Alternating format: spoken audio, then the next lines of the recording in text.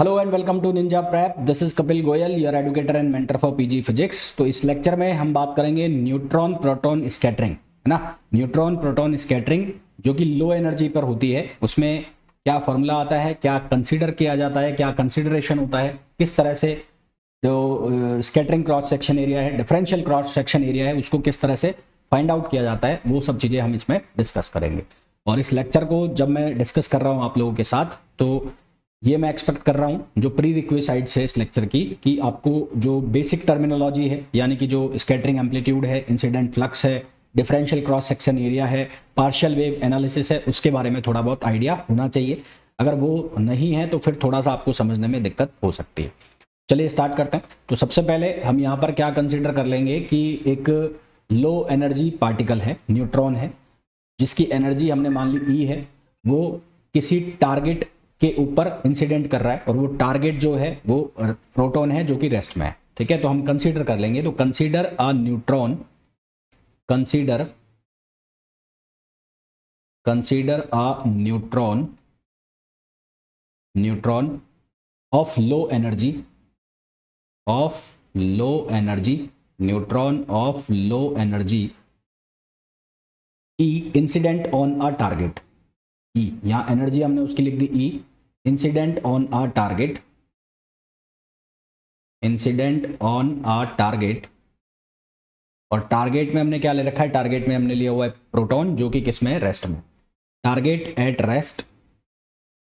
और जैसा कि मैंने कहा, टारगेट जो हमारे पास है वो क्या है, प्रोटॉन है, और जो कि किस में, रेस्ट में है। तो इसके ऊपर हमने उसको इंसिडेंट करा दिया। तो इस इंसिडेंट को, इस इवेंट को हम क्या नाम देते हैं, इसको हम नाम देते हैं neutron proton scattering. This is known as this is known as known as neutron proton scattering. इसको हम नाम देते हैं न्यूट्रॉन प्रोटॉन स्कैटरिंग। ठीक है, यहां तक मेरे हिसाब से सबको क्लियर हो गया होगा, सिर्फ डेफिनेशन मैंने बताई है। अब हमने जब स्कैटरिंग क्रॉस सेक्शन के बारे में बात की थी, तो वहां पे हमने ये देखा था कि जब टारगेट पे पहले मोनो एनर्जेटिक बीम आ रही है, तो वो जो है वो एक प्लेन वेव की तरह बिहेव करती है। क्यों? क्योंकि वो एक फ्री पार्टिकल की तरह, और फ्री पार्टिकल का जो वेव फंक्शन है वो किसकी तरह होता है, एक प्लेन वेव की तरह होता है। तो before incident neutron have plane wave solution, है ना। तो before incident, before incident incident neutron has plane wave solution, plane wave solution. Incident के पहले इसका जो सॉल्यूशन है वो प्लेन वेव्स वाला सॉल्यूशन होगा। तो incident part of wave function, so wave function of incident part, of incident part. तो इंसिडेंट पार्ट का जो वेव फंक्शन बनेगा उसको मैंने लिख दिया साई इन से, और वो किसके बराबर हो जाएगा, वो बराबर हो जाएगा ई पावर आयोटा के जेड, जो कि हम पहले से जानते हैं, हमने पहले भी लिखा हुआ है, ई पावर आयोटा के जेड, वेयर के जो है के की वैल्यू किसके बराबर होती है, √2me upon H cut square. इसकी वैल्यू किसके बराबर होती है, √2me upon H cut square. ये हमने पहले भी डिस्कस किया हुआ है। इंसिडेंट के बाद हमें ये भी पता है कि इंसिडेंट के बाद जब वो स्कैटर्ड होगी अलग अलग एंगल पर, तो जो इक्वेशन बनेगी वेव की, उसमें दोनों पार्ट कंसीडर होंगे, एक स्पेरिकल पार्ट भी कंसीडर होगा और एक प्लेन वेव वाला पार्ट भी कंसीडर होगा। तो after scattering, after scattering, after scattering we know that, we know that scattered wave function, scattered wave function, wave function will have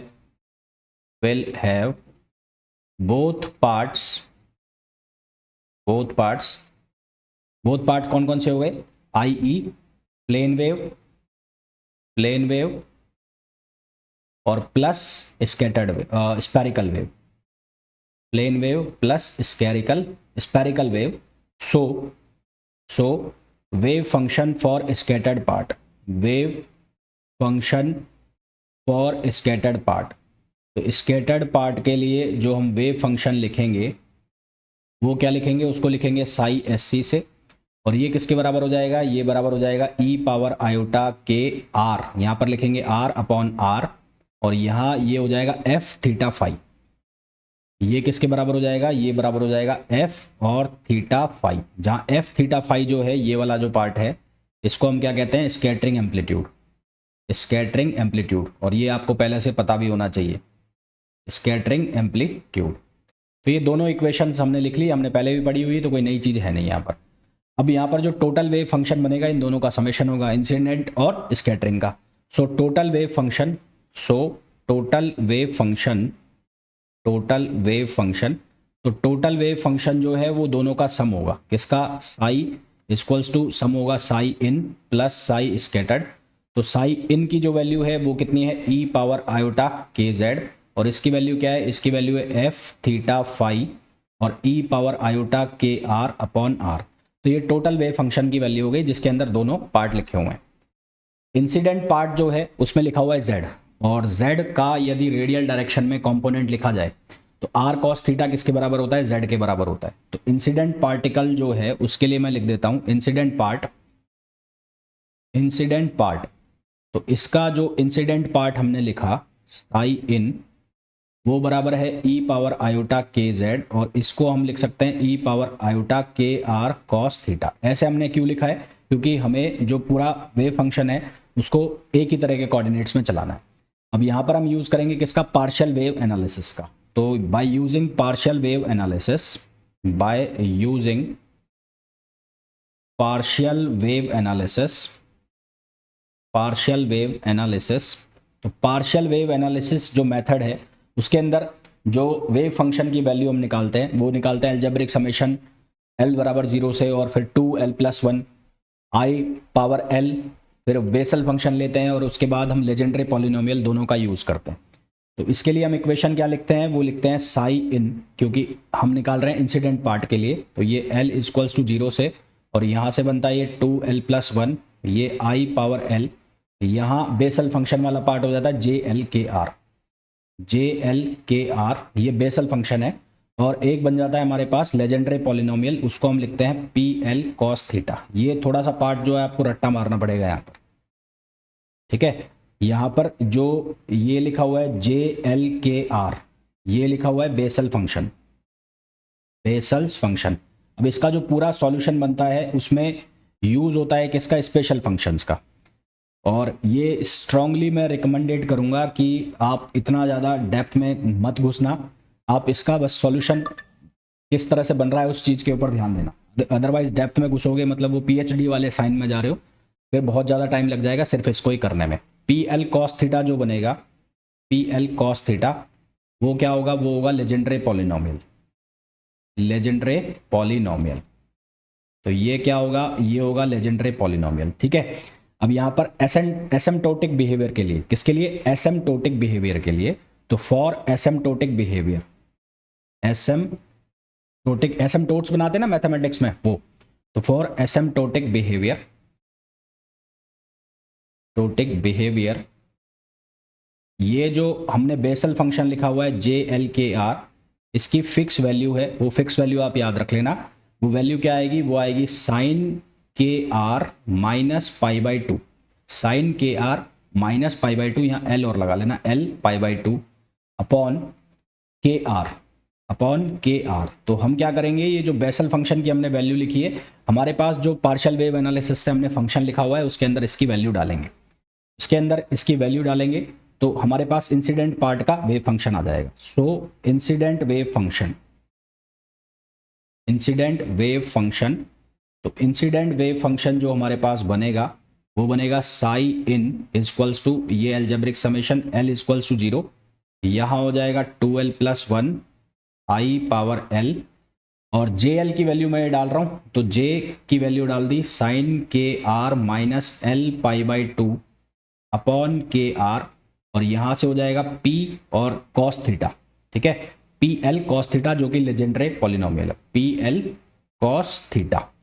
तो ये हमारे पास इंसिडेंट पार्ट का वेव फंक्शन बनेगा पूरा का पूरा, PL cos थीटा। इसी तरह से हम बना लेंगे total wave function, similarly total wave function, total wave function, तो टोटल वेव फंक्शन जो हमारे पास बनेगा वो टोटल वेव फंक्शन बनेगा साई, लगभग ऐसा ही होगा, L इक्वल्स टू 0, ये बनेगा 2l+1 ये आयोटा पावर एल, ठीक। उसके बाद साइन के आर, साइन के आर, साइन के are minus L pi by two plus del L, L pi by two plus del L, और ये पी एल और कॉस थीटा, ठीक है, कॉस थीटा। और यहाँ पर हम एक कांस्टेंट से और मल्टीप्लाई करा देंगे इसको, कांस्टेंट होगा ए एल, एक कांस्टेंट से और मल्टीप्लाई कराएंगे, यहाँ लिख देता हूँ इसको L equals to 0 A L. तो ये टोटल वेव फंक्शन का हमारे पास बनेगा। अब यहाँ पर दो मैंने टर्म्स यूज किए, एक यूज किया ए एल, ए एल बराबर होगा ई पावर आयोटा डेल एल, जिसको हम कहेंगे नॉर्मलाइजेशन कांस्टेंट। तो ए एल ये बराबर होगा ई पावर आयोटा डेल एल, और इसको हम क्या नाम देंगे, नॉर्मलाइजेशन कांस्टेंट, नॉर्मलाइजेशन कांस्टेंट या नॉर्मलाइज्ड कांस्टेंट, इसको हम नाम देंगे नॉर्मलाइज्ड कांस्टेंट। क्लियर है। और डेल एल जो होगा वो होगा phase difference created due to potential of target.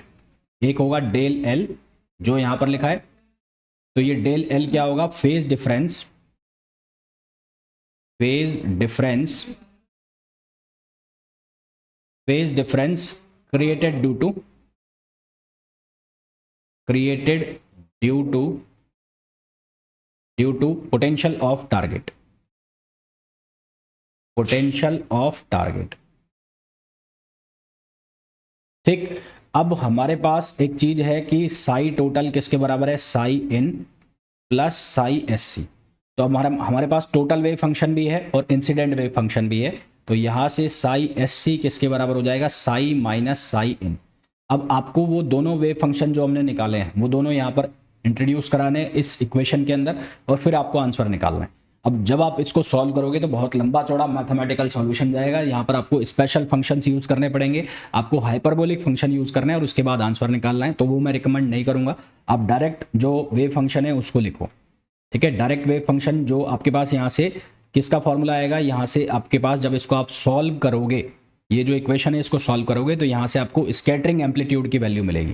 तो स्कैटरिंग एम्पलीट्यूड की वैल्यू मिलेगी, तो after solving this, after solving this, तो f theta phi, f theta phi equals to होगा algebraic summation of l equals to 0, और ये value कितनी लिखी जाएगी, ये लिखी जाएगी 2l प्लस 1 अपॉन के, अपॉन के, 2l plus 1 upon k e power iota del l sine del L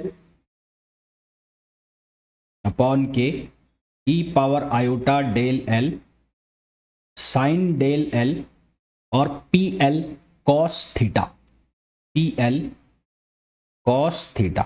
ये हमारे पास जो वैल्यू आई है ये स्कैटरिंग एम्पलीट्यूड की वैल्यू आई है, इसको याद रखना, ऑब्जेक्टिव क्वेश्चन इसके ऊपर बन सकता है, इसको याद रखेंगे भाई, है ना, ये याद रखना इंपॉर्टेंट है, इसके ऊपर ऑब्जेक्टिव क्वेश्चन बन सकता है कि ये फॉर्मूला कहाँ से आया। ये तो नहीं पूछेंगे कि ये पूछ लिया कि which one of the following is correct for scattering amplitude. अब यहाँ से स्कैटरिंग एम्पलीट्यूड को और फर्दर हम सॉल्व करें तो डिफरेंशियल क्रॉस सेक्शन हम यहाँ से निकाल सकते हैं। डिफरेंशियल क्रॉस सेक्शन एरिया जो है, तो वी नो दैट कि जो D sigma upon D omega होता है वो बराबर होता है एफ थीटा फाई और उसके स्क्वायर के। तो ये वैल्यू जो हमारे पास आई है इसको हम यहाँ पर रख दें तो हमारे पास बहुत सारा जो सॉल्यूशन है वो फाइंड आउट हो जाएगा। तो यहाँ से डी सिग्मा की जो वैल्यू है वो किसके बराबर हो जाएगी, एफ थीटा फाई इस, और ये इसका स्क्वायर है, ये हो जाएगा डी ओमेगा।